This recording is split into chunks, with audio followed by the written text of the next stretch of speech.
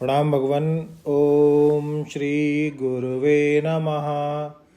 ओम अखंड मंडलाकारं व्याप्तं येन चराचरं तत्पदं दर्शितं येन तस्मै श्री गुरुवे नमः। ओम शांति शांति शांति। ओम छांदोग्य और बृहदारण्यक एक दृष्टि में द्वारा स्वामी अखंडानंद सरस्वती जी महाराज भगवान स्वामी जी बता रहे थे कि आत्मा का ही दर्शन क्यों करना चाहिए। स्वामी जी ने बताया क्योंकि आत्मा के दर्शन अर्थात ज्ञान से सब कुछ का ज्ञान हो जाता है। जैसे आरोपित सर्प का तत्व रज्जु ही है, ऐसे ही नाम रूपात्मक जगत का पारमार्थिक तत्व आत्मा ही है।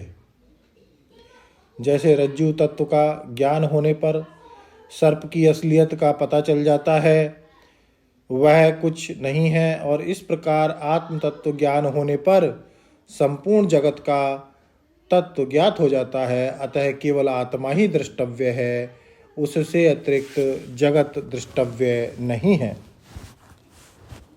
ऐसा क्यों? इसलिए कि जो आत्मा अतिरिक्त अपने को ब्राह्मण देवता आदि के रूप में जानता है, वह ब्रह्मात्म रूप अमृत से च्युत हो जाता है। सचमुच ब्राह्मण, क्षत्रिय, लोक, वेद, भू ये सब आत्मा ही हैं। इन सब का आत्मा के साथ समान अधिकरण्य होने के कारण वस्तुतः आत्मा ही सत्य है, वही सबका तत्व है। जैसे कल्पित सर्प, माला, दंड, धारा, भूछिद्र आदि का तत्व रज्जु ही है, वैसे ही कल्पित देश काल आदि पदार्थों का तत्व आत्मा ही है। उपनिषद में अनेक दृष्टांत देकर यह सिद्ध किया है कि यह प्रपंच चिदात्मा से पृथक नहीं है। बात यह है कि जिसका ग्रहण किए बिना दूसरी वस्तु का जब ग्रहण नहीं होता, तब दूसरी वस्तु पहली से पृथक नहीं होती। उदाहरण के लिए जैसे दुदुम्बी बज रही है, यदि शब्द सामान्य का ग्रहण नहीं होगा तो ताल, स्वर आदि से युक्त शब्द विशेष का भी ग्रहण नहीं होगा। इसलिए शब्द विशेष शब्द सामान्य से पृथक नहीं है। इसी प्रकार यह नाम रूपात्मक जगत चिद वस्तु के ग्रहण के बिना गृहीत नहीं होता। अतएव यह चिदात्मा से अतिरिक्त और कुछ भी नहीं है।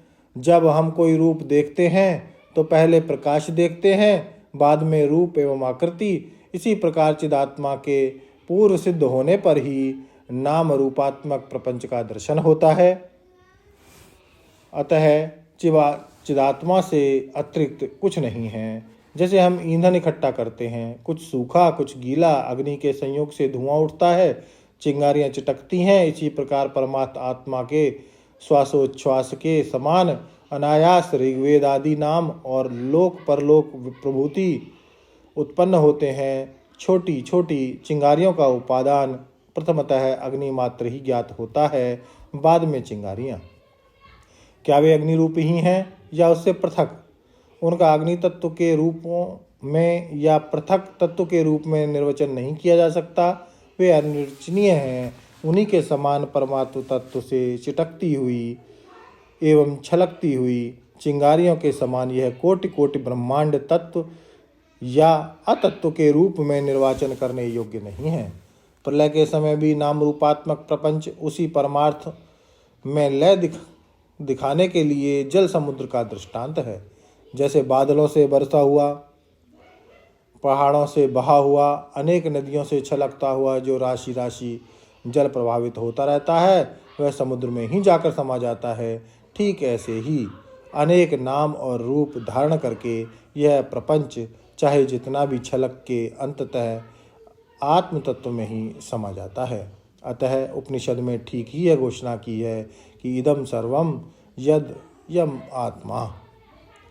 जो यह इंद्राकांत दृश्यमान पदार्थ है, वह अन्य नहीं है, साक्षात अपरोक्ष अपना आत्मा ही है। अब इसके आगे भगवान लेते हैं अगले सत्संग में। ओम शांति शांति शांति। प्रणाम भगवान।